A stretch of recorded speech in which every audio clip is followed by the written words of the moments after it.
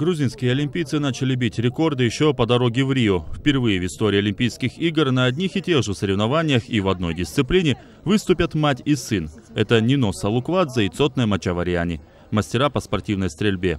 Для Салуквадзе это уже 8-е игры, а вот ее 18-летний сын готовится к дебюту.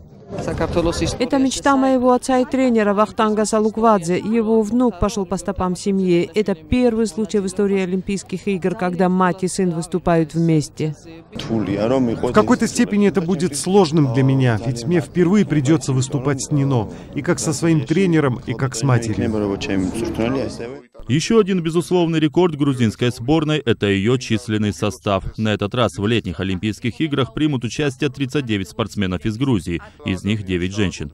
До того самая многочисленная грузинская команда была представлена в австралийском Сиднее в 2000 году.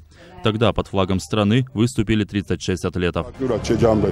Мы смогли добиться этого. Благодаря общим усилиям мы на этот раз получили больше лицензий.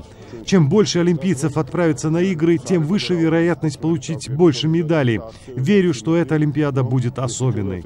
Всего грузинские атлеты выступят в 13 дисциплинах. Однако лидирующие позиции традиционно остаются за борцами. За медали по дзюдо, вольной и греко-римской борьбе сразятся 19 спортсменов, то есть половина сборной.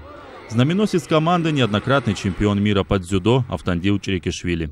Церемония проводов грузинских спортсменов в Рио-де-Жанейро прошла в олимпийской деревне Тбилиси. С напутствиями выступили первые лица государства. Весь мир будет смотреть на вас и слушать гимн Грузии. Я уверен, что на этой Олимпиаде он прозвучит не раз.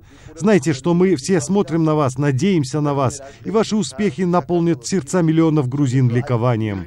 Ликование болельщиков, между тем, не единственный стимул к победе для спортсменов. Национальный олимпийский комитет Грузии объявил, что на премиальный для атлетов государство выделило 3 миллиона 800 тысяч лари. Это более $1,5 миллиона США. Так, олимпийский чемпион получит 170 тысяч лари, серебряный призер – 102 тысячи, а бронзовый станет обладателем 68 тысяч лари.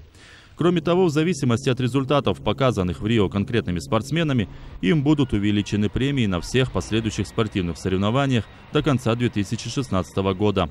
Звиат Мчедлишвили специально для настоящего времени, Грузия, Тбилиси.